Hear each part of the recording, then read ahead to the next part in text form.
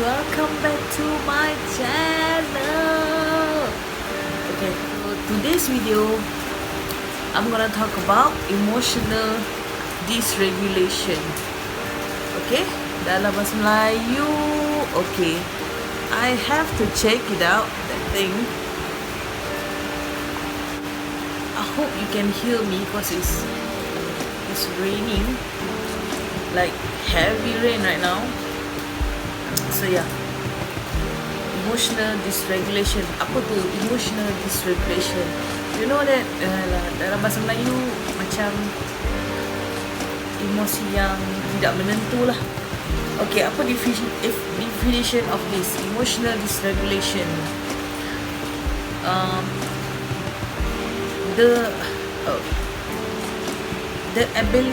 The poor ability to manage emotional response or to keep them within an acceptable range of typical emotional reaction. For example, excessive sadness, anger, irritability, and frustration. Okay? Do you ever feel that way? Yang orang kata tak boleh nak tahan. Okay? Excessive sadness, melampau-lampau. Okay? What is the effect? General effect dia, it can lead to a lifetime of struggle, including problems with interpersonal relationship, trouble with work performance, and inability to function effectively in job or work. Okay? Kenapa? Macam mana dia berjadi? Yang pertama, early psychology trauma resulting from abuse or neglect. This is all the topic that I will share in my previous video. You can check it out. Okay, and I will link in the description box below. And also, emotional dysregulation is a typical thoughts of as a child problem that usually resolve itself as a child learns to proper emotional regulation skills, strategies, and emotional. But sadly, it can continue to adulthood. Okay, what is the symptom? Okay, having emotion that overly intense in comparison to the situation that trigger them. Means macam situasi itu is not that bad, tapi kita, apa yang kita rasa, feeling yang kita rasa, emotion yang kita rasa melampau-lampau. Okay, dan kita tak boleh nak calm down and tak boleh nak avoid difficult emotion or focusing your attention to the negative. Just tak boleh nak calm down, kita macam avoid the negative emotion, difficult emotion, and kita focus on the negative emotion. Okay, most of people that have this emotional dysregulation also behave in impulsive manner when their emotion, sadness or anger are out of control. For example, what is when we said emotional, the example of emotional dysregulation. Okay, contohnya bila kita punya partner, husband, wife cancel plan, contohnya ada date malam ni, diorang cancel, kita macam rasa tu kan, kita decide that diorang tak sayang kita, and kita been crying all night and binge on junk food. Okay, the other one is bila bank teller contohnya, diorang tak boleh tolong kita with particular situation yang kita, contoh kita pergi bank, kita jumpa diorang, person in charge kat bank tu, suddenly dia kata, oh, I cannot help you, and you need to come back the next day, and you immediately akan rasa marah sangat-sangat, menjerit kat teller tu, or that person throw a pen across the counter contohnya, banging on the wall ke apa ke, because you are so angry. Okay, this happen a lot in Malaysia, right? Yeah. Okay, And the third one is you attend company dinner, for example, and everybody seems talking to each other and having fun, and suddenly you feel like an outsider. After the event, you balik rumah and overeat to numb your emotional pain. Kita rasa macam kita buat something yang memang we makan ice cream, rasa sedih sangat-sangat kan. And this is all example of poor coping mechanism and emotional eating. Okay, that's what I said. There's no bad person in this world. It's just they have difficulties to manage their own emotion. Okay, next, effects in adults. That something that kita boleh observe dekat diri kita dan orang lain lah yang menghadapi masalah emotional dysregulation. Yang pertama, hadapi masalah untuk tidur. Struggle to let experience go or hold grudges longer than sepatutnya. Okay, get into minor arguments that you blow out of proportion to the point that you end up ruining that relationship. Argument is always happen within, whether you are with your partners or you are with your parents, your friends. There's always be an argument. Argument means it's a good thing because you and that person is basically not the same person. You both have opinion, okay, but somehow when we have this emotional dysregulation, we will tend to ruin the relationship. Okay, experience negative effects on the social work or school functioning.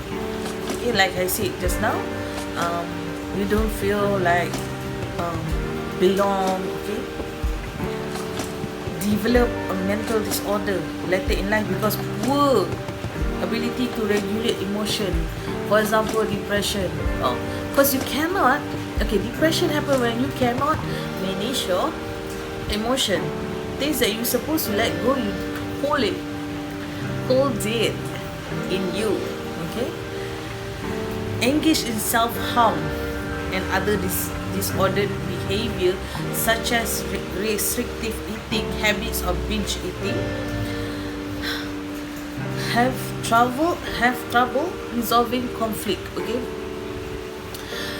this happened to me a lot. That's why I'm doing this video. Like I said, I talk about it because I think I'm the right person to talk about it because I experienced it on first hand, and I know it's hard to distinguish. It is an emotion that you've been feeling. It is, it's not you. It's not necessarily you go equate that emotion because you are not your emotion. Emotion like a cloud. You come and pass you. It's hard for me to say it, but I know it's hard, but it's not impossible. Okay, you just act yourself like a observer of your thoughts, of your feeling. Okay, what's the effect in child? Okay, a child that have emotional dysregulation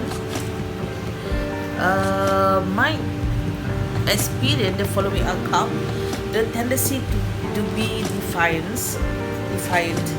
problem complying with requests from teacher or parents, problem making and keeping friends, reduced ability to focus on task. Yeah, so it's not they don't want to do it. Maybe they have this kind of problem.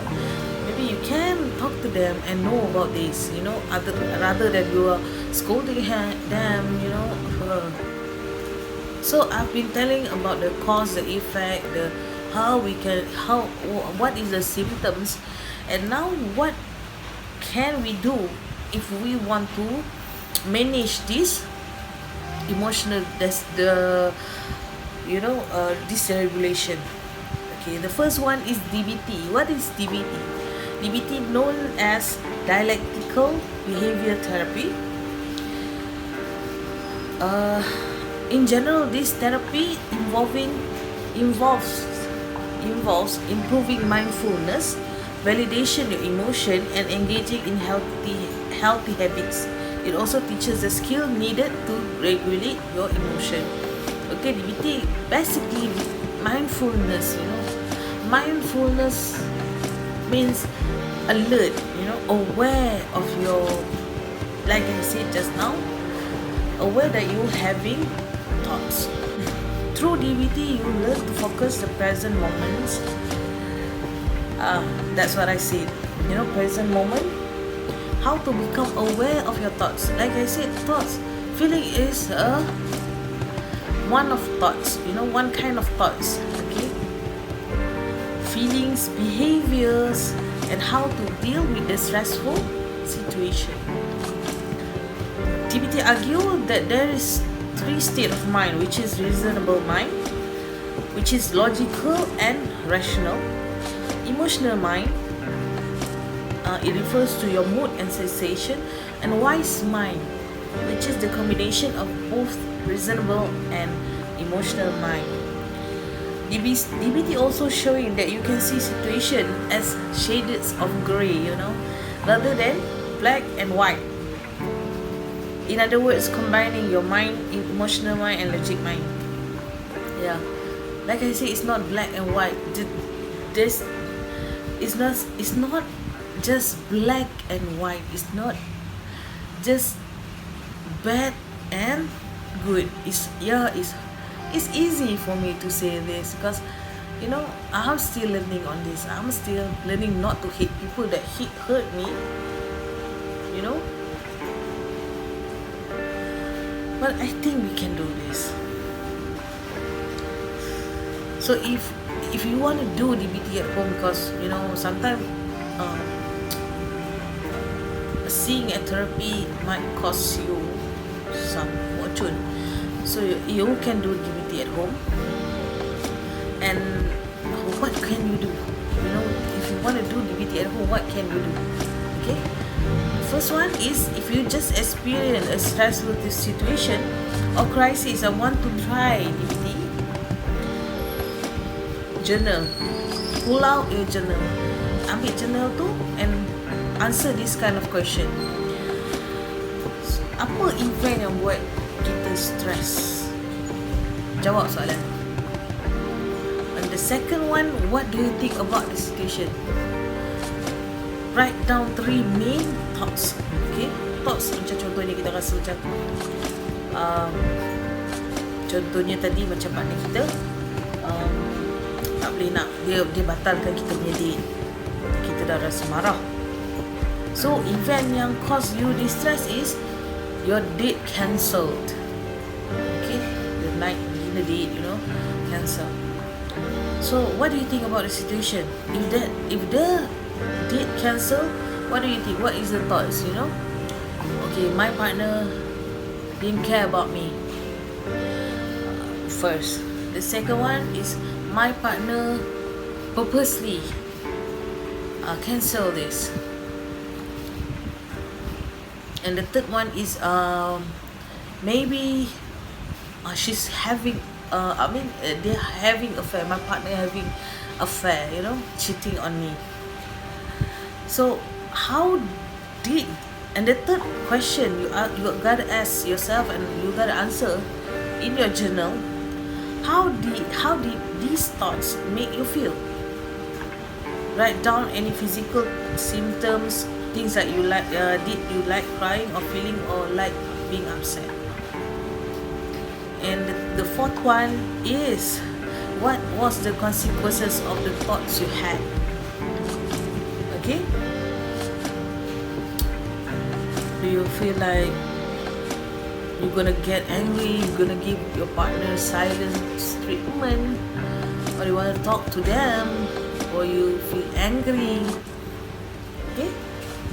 And the goal of DBT is balance your emotion with logic to obtain the more positive outcomes from the situation that find stressful.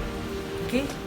The goal is to teach you to become more aware of connection between your thoughts, your feeling, and your action. In this way, it's expected that you will be better manage your emotion in your daily life. Means DBT ni nak buat kita aware yang kita tentang thoughts kita, the connection between kita punya thoughts, kita punya feeling, and kita punya action. Okay? Okay, contohnya kita ambil tadi example tadi, kita rasa macam partner kita cheat, kita rasa macam partner kita tak sayang kita dah, kita rasa macam dia don't care about us, and kita rasa macam dia orang sengaja. So what will these thoughts make? How will this thought make you treat your partner? You maybe takkan jawab call dia. You maybe you wanted a divorce, separate, to be separate, to break, to stop the relationship. See, it's not the truth. Maybe you can ask them why suddenly you cancel this. And what if your partner's answer to you, they giving you a reason that they cancel the date because maybe their friend die and they have to attend the funeral, or maybe they have bad days at work, don't feel like going out, and you already end the relationship. So yeah, that's the goal of DBT. Maybe you can try it. I mean, this is if you seek up, psychologist therapy, they also will ask you to jot down this kind of thing, your thoughts, your feeling. Okay? So if you have a kids that have emotional dysregulation, what you can do to help them? The first one, you kena dulu tengok your mental health. Are you the one that giving them the trauma? Because you also don't have the ability to manage your emotion, so they just copy it from you. Okay.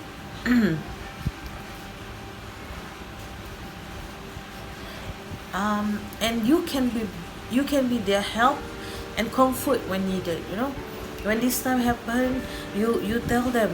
When they have a excessive fear or sadness, you can tell them you're okay, you're safe.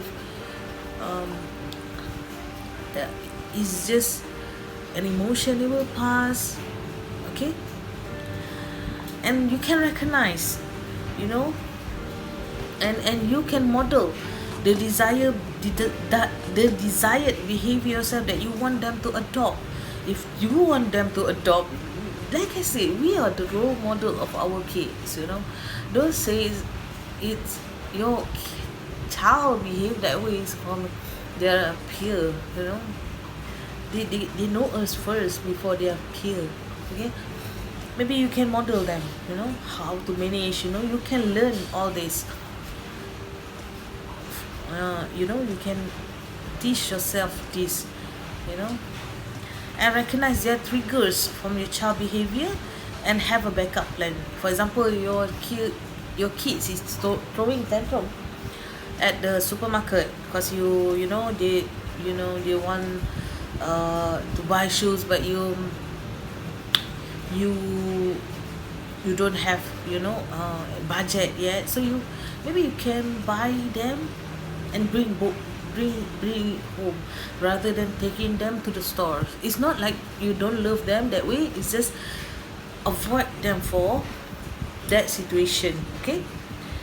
And you can talk to their teacher, because sometimes information are powerful. And finally, reward them if they are showing positive behavior, they are making progress there. Okay. Don't shut them down.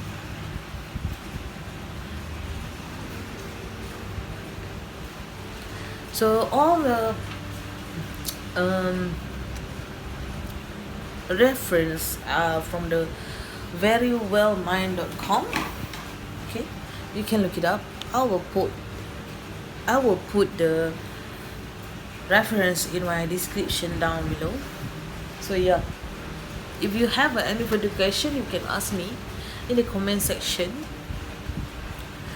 And if you like other video that you want me to do, you can, drop a comment too down below. And I hope you enjoy this video, and if you enjoy, please don't forget to give this video a thumbs up. And if you like my channel and like what I'm sharing here, don't forget to subscribe to my channel and click the bell button down below. Okay, so thank you for watching. Bye.